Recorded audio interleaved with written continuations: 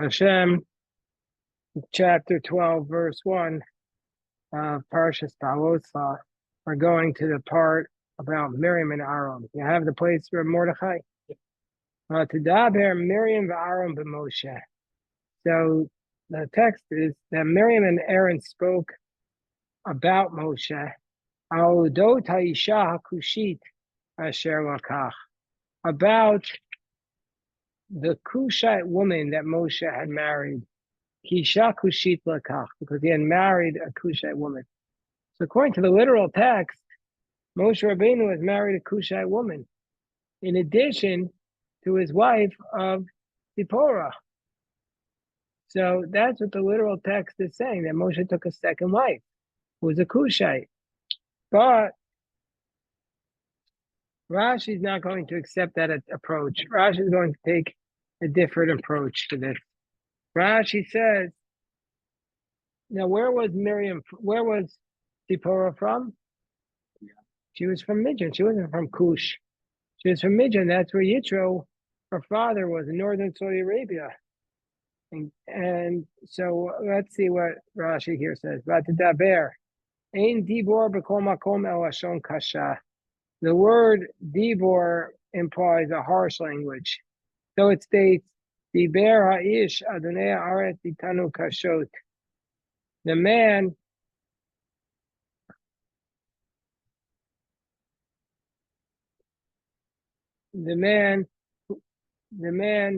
the Lord of the land spoke harshly to us. That is from Parashas Miketz, when they spoke about Yosef. The word amira, as opposed to dibor, means an expression of supplication. So it states, Vayomar al na'achai tareu. And it said, this is,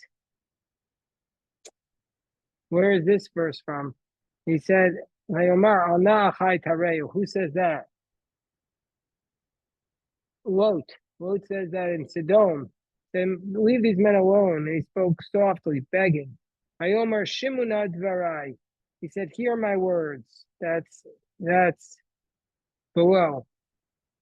So, kol na lashon bakasha. So this is just a general point that Rashi makes, that dibor means to speak harshly, and amira means to make a supplication.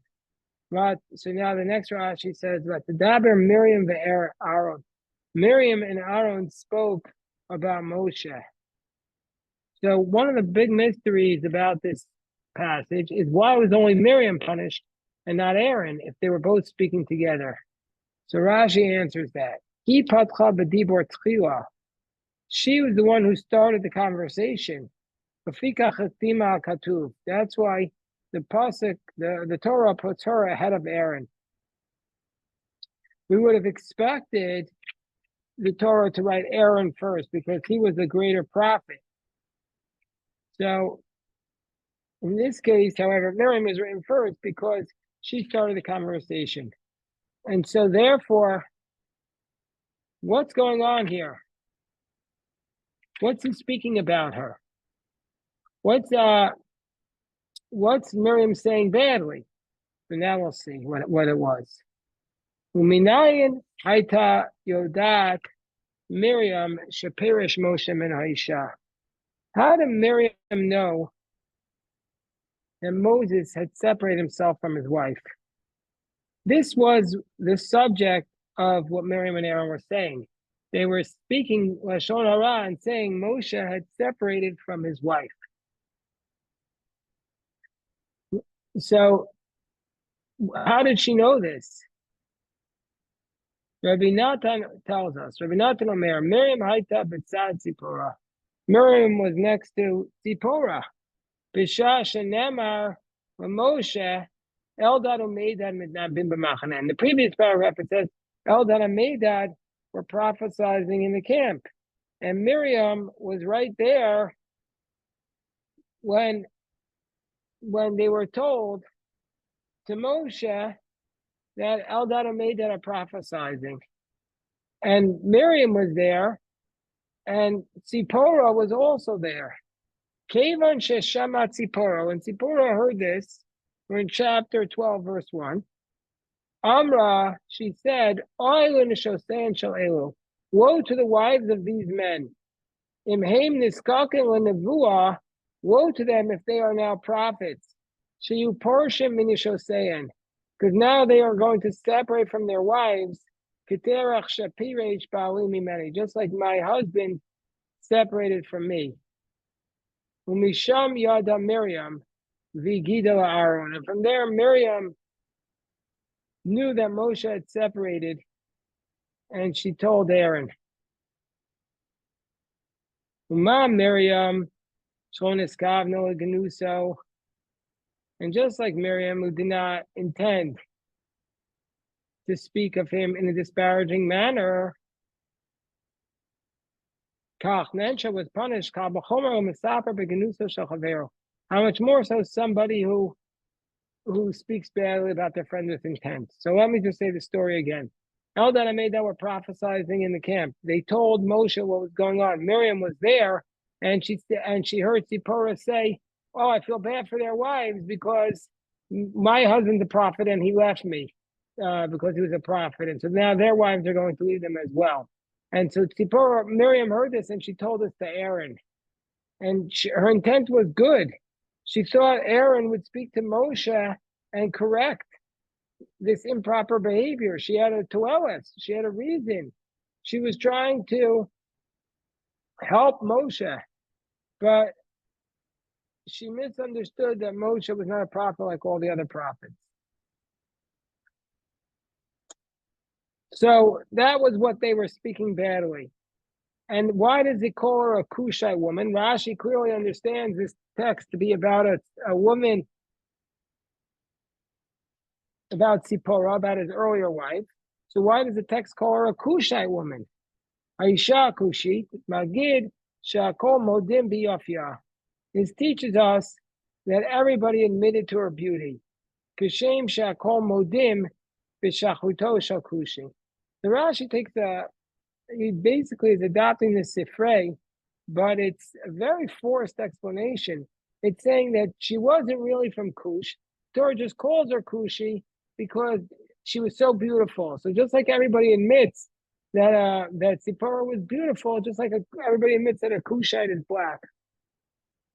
And so really it was not that Moshe took a new wife, but it was a reference to separating himself from Tzipporah. Because the other way to read this text, the simplest way to read the text, is that they were upset that Moshe married a woman from Cush. That would be the simplest way to read it. But Rashi does not take that approach. Cushite is the gematria of Yefat Marez, beautiful. Alodot Isha, Rashi says this means Alodot Gerusha, that he had divorced her.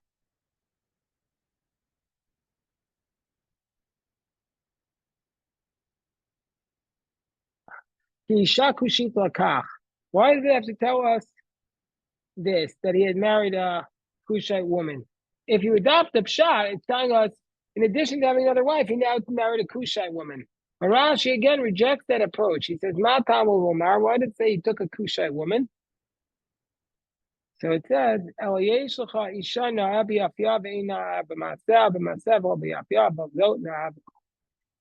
Rashi says, because Tzipporah there's some women who are beautiful in their actions and some beautiful women beautiful in their deeds, but this woman had it all the miles. So this is what they said, that Miriam and Aaron were saying, why is he leaving her? She's such a great woman. My only difficulty with this is Rashi seems very far from the text. But she did. Hold on one second. What did you say, Rabbi Yosef? That she saved his life, so she was also beautiful, and also her deeds were beautiful. I have no problem saying Miriam, that Tzipporah was beautiful and her deeds were beautiful. My issue is the Midrash seems very far from the text to say that this verse is referring to Miriam, when it seems like the simplest way to read this verse is that they were upset that Moshe married a Cushite woman. Nothing to do with Zipporah at all. And Rashi says, no, because she was beautiful, she was called a Cushite. And also, Rashi makes it sound like now he had divorced her, but the text makes it sound that they were upset that he married her. But Rashi says, no, they were upset he had separated from her. So the text makes it sound like, the literal text makes it sound like they were upset that Moshe took a second wife. Why should he take a second wife? Everybody else only had one. Why is Moshe elevating himself, making his own laws? Follow that? That's if you just read the text. But Rashi very much veers from that approach. Vayomru, and they said, Harak ach b'Moshe diber Hashem. Did Moses just speak? Did God just speak to Moses? How gam banu diber. He also spoke with us. Hayishma Hashem. God heard this. Rashi says, Harak ak b'Moshe imo levado diber Hashem. Did God just speak to Moses alone? He also spoke to us. But we didn't leave our spouses. We remain with our spouses. So why is Moshe not the only prophet? And that's what this whole passage is telling us, really, about the tremendous greatness. Hey. How you doing, Colby? Solid. Do you have a chumash, Colby? We're chapter 12, verse 2. So they're saying we're also prophets. We don't leave our spouse. Why is Moshe leaving his spouse? So Va'ish Moshe anav mikol adam asher al pnei adama. The man Moshe was the most humble man on the face of the earth. So the question is, why are we being told this? That he was humble, shafal v'savlan, he was long suffering. He wasn't going to start up with Miriam. He was going to let it be, so God had to intervene. Rashi doesn't say that, but that's maybe Moshe didn't share with them just the full extent of how great a prophet he was. Vayomer Hashem pitom al Moshe v'Aaron, verse 4. God spoke suddenly to Moses and Aaron, thou Miriam, all three of you must leave and go towards the Ohel Moed, basically the Mishkan, and they all three went out. So what does it mean, pitom? Rashi here says, Nigla and pitom, ve'im tmeim b'derech eretz.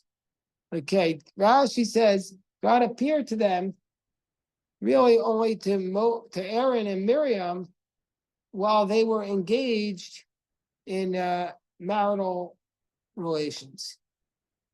That's when God appeared to them. So they were ritually impure. So they were screaming, we can't talk to you, God. We need a mikvah. We need water to purify ourselves. That's what they were screaming.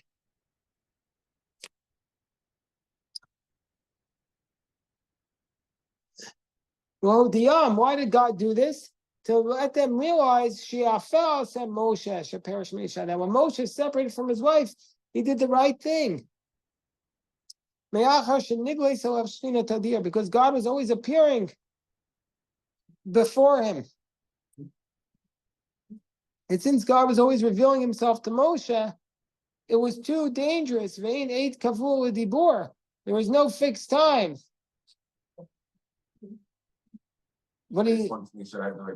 Okay. There was no fixed time where God would come.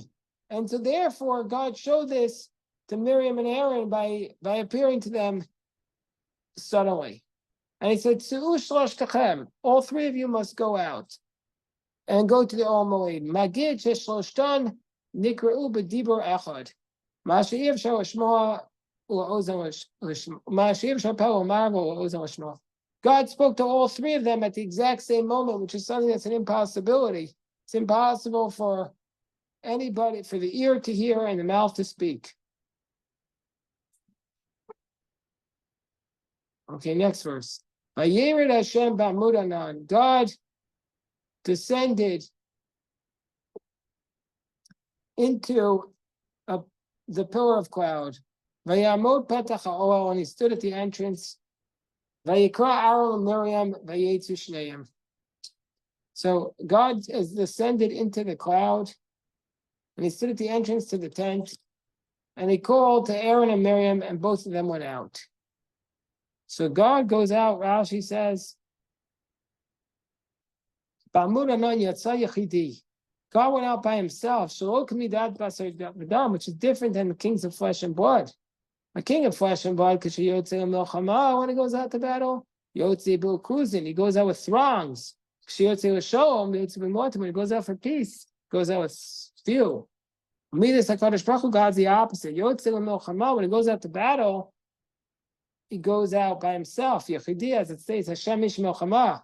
When he goes out for peace, closing with population, as it says, Rechav Elokim Rabosayim Alfei Shinan. The chariot of God is the myriads of thousands of astute angels. So when he goes out for peace, he brings thousands. But here he was going out to punish. So that's why he went out by himself. And he called Aaron and Miriam. He called them, Rashi says, Sheyu Nimshachin Yotzim Min HaChatzer, Lekrat HaDibur. He wanted to draw them away from the courtyard of the Mishkan towards the speech. And both of them went out. Why did God pull them away from Moses? There's an expression. We only say a portion of the praise in front of the person. And all of it not in front of him. And so since God was going to speak in a praiseworthy manner about Moses, he pulled them away. So too we find by Noach Shoro b'fanav Nemar. Noach, when it was not in his presence, it was said Ish Sadik Tamim. He was called the righteous man, perfect. But in front of God, he just says Ki Iti Tzadik Lefanai. So when he was in front of God, he just says, I see you're righteous. When he was not in front of God, he was called perfect and righteous. Alternatively, Shelo Yishma ben Zifaso Shel Aaron. He didn't want Moshe to hear Aaron's rebuke. He didn't want Moshe to hear Aaron being rebuked. Says the next pasuk, Vayomer Shimon Dvarai. He says, listen to my words. Imian viachem Hashem b'mareh elav esvada b'chalom adaber bo. He said, listen now to my words. If the prophecy of God will be in the vision to him, I will confess b'chalom adaber bo. Meaning to say, if there will be prophets amongst you, I come in a vision. That's how I speak to you, these prophets. Ironically, here, it doesn't sound like it's a vision, but still God's saying in general. But we learn from here, it says, listen now.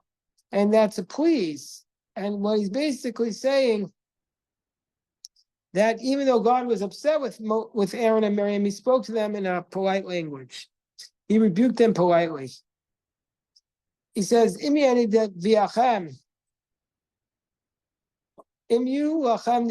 you have prophets, Hashem will appear in a vision. Shlinas shemi ein nigleis alav pas baklaria meira ela bechalom v'chizayon. The vision of God does not appear to all the prophets. Hello there, my friends. Grab a chumash. Here's the chumash over here too. Jonah, here's a chumash over here. All the other prophets, they don't see it in a spaklaria hamira, an illuminating vision like Moshe. But all the other prophets, when they have a vision from God, it's through a dream. But that's not the case with Moshe. We're in chapter 12, verse 7. Well, Baruch atah Adonai Eloheinu she'akol niyeh b'dvaro.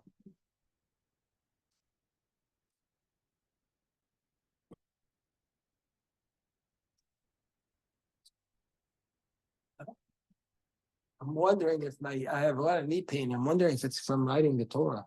Because I sit and write. Yeah, maybe it's from writing. It's either from writing or from jogging. Okay, anyway. Locate Avdi Moshe, not. So my servant Moses, Bechol Beitin Emanu. He's the most trustworthy person. Pal Pad Deborah. So what's the difference in the way the prophecy of Moshe versus the other prophets, Elliot? What's the fundamental difference? He speaks to Shem at feast days. And how do the other prophets speak? In a vision. Excellent. I have a question. Yes. How is Hashem speaking to Adam different than Moshe? To Adam? Yeah. Well, it's saying here that the prophets, all the other prophets were just in a vision and in a dream. But Moshe was speaking directly, like you and I speak. Not just Adam, all the other prophets. Yeah, but like Adam is different. Because he's the first one. Yeah, but like they have like a full on. Have a what? They have like conversations. Well, he has conversations with other prophets too. Yeah, but it's not like. Not as intense. Yeah.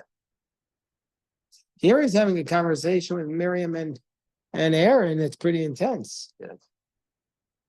So it's ironic that this passage, which is talking about how God does not speak to them only in a dream and a vision, is one of the greatest dialogues between God and Miriam. It's the only dialogue between God and Miriam. So he says, "Pal pal daberbo," with mouth to mouth, I'll speak. And Rashi says, "Amarti lo lefrosh min Aisha." God says, "I told him to leave his wife." He said, "I told him."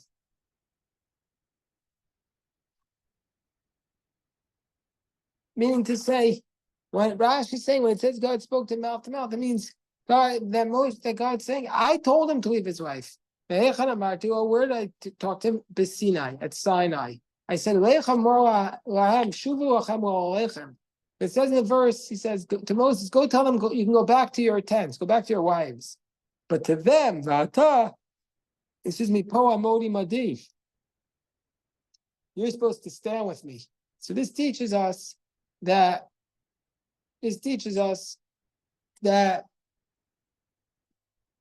Moshe was supposed to basically be married to God and to leave his wife. Whereas I speak to him in a vision and not in riddles. Utmunat Hashem yabit. And at the image of Hashem does he look. Why were you not afraid to speak to my servant Moses, about my servant Moses?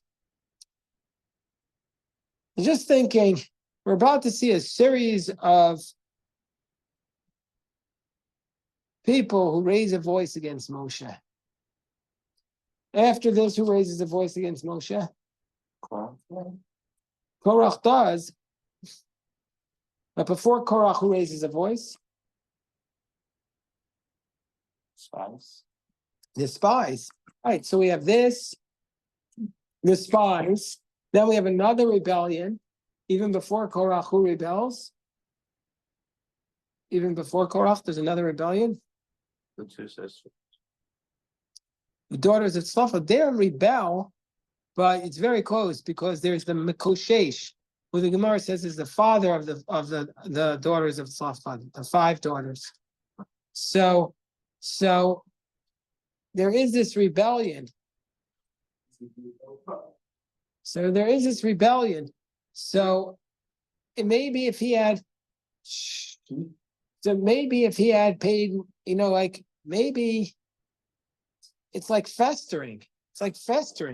It starts with a small rebellion and goes more and more intense each time.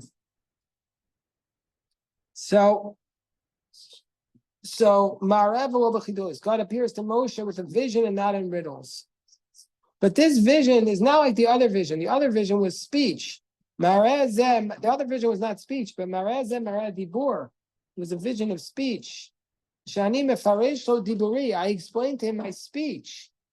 Marit panim shebo. It's perfect clarity. And I don't make it vague for him in riddles. Like it says to Ezekiel, compose a riddle. Yachol marei shlina. You might think that Moshe was shown the vision of the Shekhinah. So even Moshe, Rashi says, did not see the actual face of God, because you can't. He looks at an image of God. What does he look at? Arya, he's looking at the back of God. What does it mean? It means that even Moshe Rabbeinu, who is the greatest human being who will ever live, there'll never be another human being as great as Moshe. Even Moshe Rabbeinu was not able to fully comprehend God. He was only able to see the shadow, the back. And that's the most. So none of us are going to be able to fully comprehend God. For sure.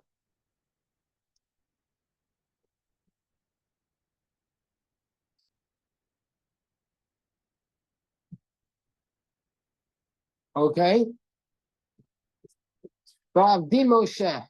Why were you not afraid to speak about my servant Moses? Doesn't say Eino Omer Ba'avdi Moshe, Ela Ba'avdi Bim Moshe. It doesn't say about my servant Moses. It says about my servant about Moses. Ba'avdi Bim Moshe. Ba'avdi Afpisha Moshe, but Moshe Afil Eino Avdi. You should have been afraid in front of him.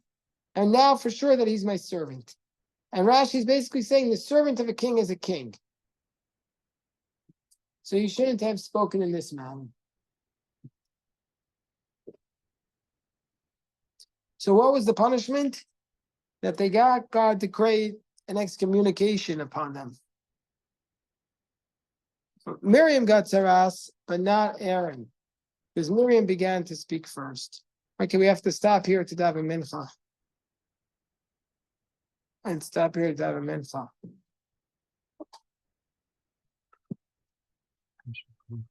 Okay, shekayach to everybody. Shekayach. Have a good night. Have a great night.